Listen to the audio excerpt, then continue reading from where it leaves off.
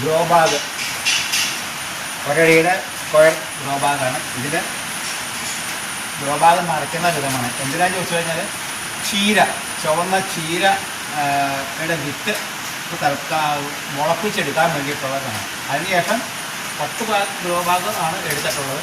നാരണ ഇപ്പം നിറച്ചെടുക്കുവാണ് നമ്മൾ വിത്ത് പാകാനായിട്ട്. മുളച്ച ചെടി ഏകദേശം 1 വിരൽ തൂക്കത്തിലാകുമ്പോഴാണ് നമ്മളത് പറിച്ച് പിന്നെ നടുവാണ്. 2 ചീര വീതം 3 ചീര വീതം ഒരു ഗ്രോ ബാഗിൽ എന്നിട്ട് നിർത്തുകയാണ് ചെയ്യണം. എന്നാലാണ് അത് നല്ല വളർച്ചയും ഹെൽത്തുമായി വരില്ല. അപ്പം നമുക്ക് ഗ്രോ ബാഗ് നിറയ്ക്കുന്ന വിധം കാണിച്ചു തരാം. അതിനെടുത്തിരിക്കുന്ന സൈസുകൾ കരിയില, ചാണകപ്പൊടി, മണ്ണ്. ഇതുണ്ട്, ഇത് മുഴുവൻ കരിയില, ചാക്കുപൊടി കരിയില സൂക്ഷിച്ച് വെച്ചേക്കുവാണ്. ഇത് നനയ്ക്കാനാണ്. ഇത് പൊടിയുമ്പോൾ നല്ല വളമാണ്. ശരിക്കും ഇത് കുറച്ച് ഒരു 2 മാസം കഴിയുമ്പോഴത്തേക്ക് നല്ലവണ്ണം പൊടിഞ്ഞ് നല്ല ഇതായിട്ട് വരും. അപ്പോൾ നല്ല വളം കിട്ടും. അപ്പോൾ നമുക്ക് നനയ്ക്കുന്ന വിധം കാണാം. ആദ്യം കുറച്ച് മണ്ണ്, ഒരു 2 കുറച്ചുള്ള മണ്ണ് ഇടുക. എന്നിട്ട് ഇതിൻ്റെ അടിവശം ഭാഗം നേരെ നിൽക്കുന്നതിന് വേണ്ടിയാണ്. അത് 4 മൂലക്കിലേക്കും ഒന്ന് ഇട്ട് കൊടുക്കുക. അതിനുശേഷം കരിയില വാരി ഇടുക.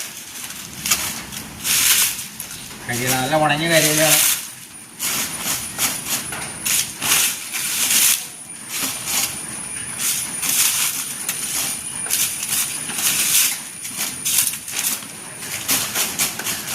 കരിയില ഇട്ടു.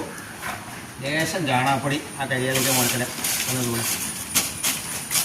അതിനുശേഷം മണ്ണിടാം. മണ്ണ് നിറച്ചു. അതിനുശേഷം കുറച്ചും കൂടെ മുകളിൽ കുറേ ചാണകപ്പൊടി ഇട്ടു. എന്നിട്ട് ഒന്ന് ഇളക്കി ലെവലാക്കി കൊടുക്കുക. ഇനി ഇതിൻ്റെ വക്ക് ഒന്ന് മടക്കി കൊടുക്കുക. അതെന്തിനാന്ന് വെച്ച് കഴിഞ്ഞാൽ നമുക്ക് ബാഗിന് ഒരു ഭംഗിയും കിട്ടും, ബലവും കിട്ടും. നമുക്കിത് എടുത്തുകൊണ്ട് നടക്കുന്നതിനൊക്കെ ആയിട്ടൊരു ബലം കിട്ടും. ഒരുപാട് മണ്ണ് കഴുത്ത് വരാതെ നിറച്ച് ഒരടിപ്പൊക്കത്തിൽ മണ്ണ് നിറയ്ക്കണമെന്നില്ല. കുറച്ച് മണ്ണ് നിറച്ചാൽ മതി പാകത്തിന്. ചീരക്കൊക്കെ ആകുമ്പോൾ ഒത്തിരി മണ്ണിൻ്റെ ആവശ്യമില്ല.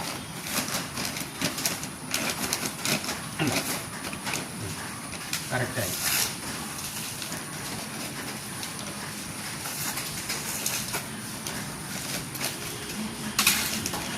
ഒരു ഗ്രോ ബാഗ് നടത്തുന്നത് നല്ല വളമുള്ള മണ്ണാണ്. കണ്ടോ, ഇപ്പോൾ തന്നെ മണ്ണര ഇതിനകത്തുണ്ട്. ഇതുണ്ടോ മണ്ണര,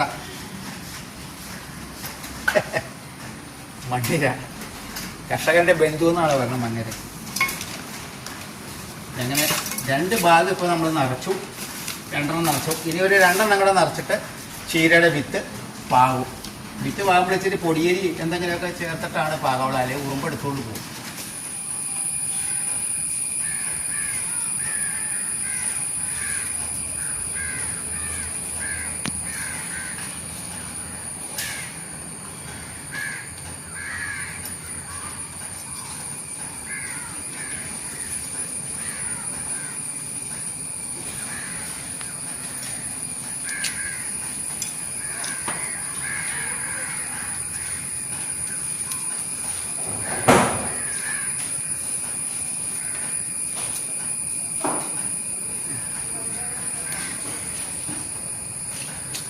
കുറച്ചിട്ടാൽ മതി. ഒരുപാട് ഇട്ട് കഴിഞ്ഞാൽ അത് തിങ്ങി വളരും. പിന്നെ അത് പറിച്ചെടുക്കുക, കരുത്തുള്ള ചെടി മാത്രം പിന്നെ പറിച്ചെടുക്കേണ്ടി വരും. അപ്പോൾ നമുക്ക് ആവശ്യമുള്ളത് മുളപ്പിച്ചെടുത്തു കഴിഞ്ഞാൽ വിത്ത് പോകാതെ ഇരിക്കും.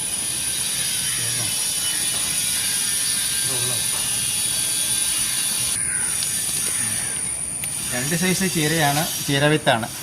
ഒന്ന് വ്ളാത്താങ്ക സ്പിനാച്ച്.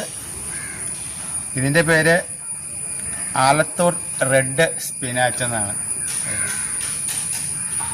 ഇത് വിത്ത് വാങ്ങിച്ചിരിക്കുന്നത് ഈ നാഗാർജുനയുടെ നഴ്സറിയിൽ നിന്നാണ് വിത്ത് വാങ്ങിച്ചത്.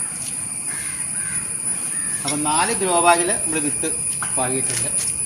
അതൊന്ന് പയ്യെ ഒന്ന് ഇളക്കി കൊടുക്കാം. കാരണം വിത്ത് മുകളിൽ കിടന്നു കഴിഞ്ഞാൽ അത് മുളയ്ക്കാൻ പാടില്ല. അപ്പോൾ ശകലം മണ്ണിനടിയിലേക്ക് ഒന്ന് ചെന്നാൽ മതി. പയ്യെ ഒന്ന് ഇളക്കി കൊടുത്താൽ മതി മണ്ണ്.